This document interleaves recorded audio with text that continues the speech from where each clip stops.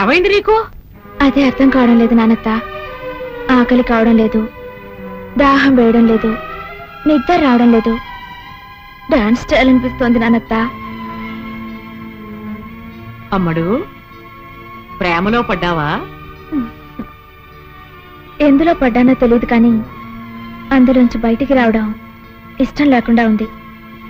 సందేహం లేదు, పడిపోయావు. నాకే తెలీదు, నీకెలా తెలుసు? ఈ పైత్యాలన్నీ ప్రేమరోగం లక్షణాలే. మోహన్ చూడరా, ప్రేమించడం సిగ్గుపడవలసిన విషయం కాదమ్మా. ఎవరా అదృష్టవంతుడు? నువ్వు ప్రేమించిన కుర్రవాడు మంచివాడైతే మీ నాన్న అవునన్నా కాదన్నా ఆ అబ్బాయితోనే నీ పెళ్లి జరిపిస్తాను. ఎవరతను? ఎదురింటి సీను.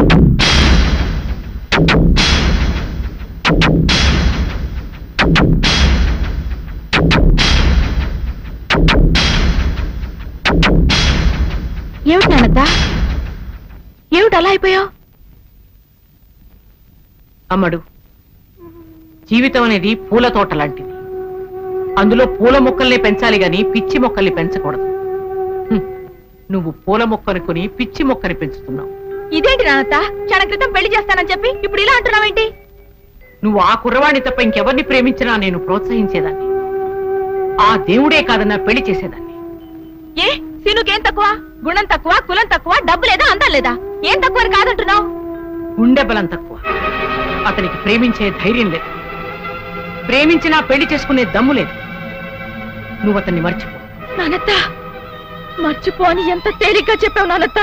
నువ్వెప్పుడైనా ప్రేమలో పడుంటేగా ఆ బాధ నీకు తెలిసేది.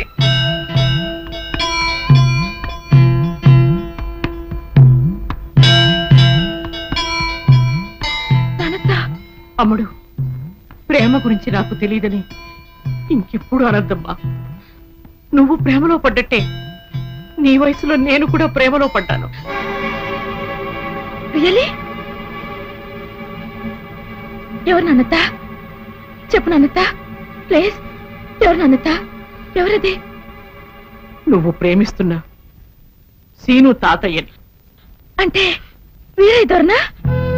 అవును, మేమిద్దరం పెళ్లి చేసుకోవాలని ఎన్నో కలలు కన్నాం. కాని అతని వైపు పెద్దవాళ్ళు మా పెళ్లికి అంగీకరించలేదు.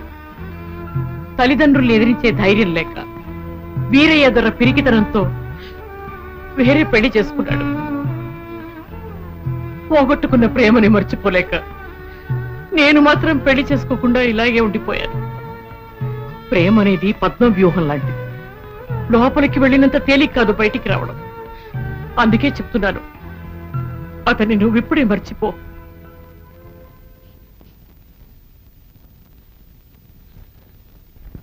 అందరూ వీరేదొరలు కాదు కదా నాన్నత్త. సీనుని మర్చిపోవడం కాదు, అతనికి ప్రేమతో పాటు ధైర్యం కూడా నేర్పి మా ప్రేమలో విజయం సాధిస్తాను.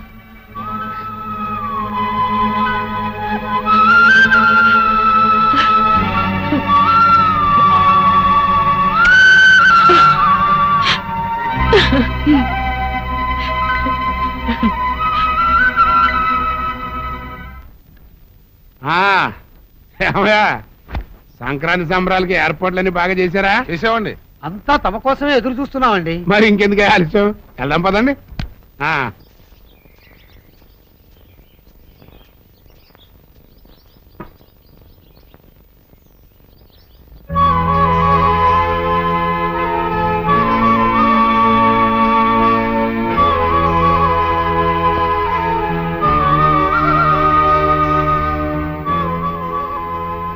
వీరుడు,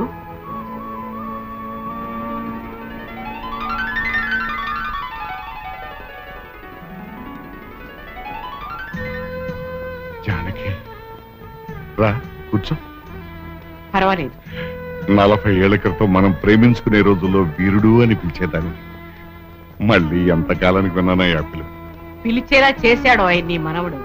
నా మనవడా? ఏం చేశాడు? వాడు చాలా బుద్ధిమంతుడే. అదే అదే, ఎక్కడికి పోతాయి చవట బుద్ధులు? అన్ని తాత పోలికలే, బుద్ధావతారం. ఉహుం. ఏమిటో ఉంగబూతి పెట్టావు అందగాడా? నీ మనవణ్ణి అన్నాను లేవోయ్.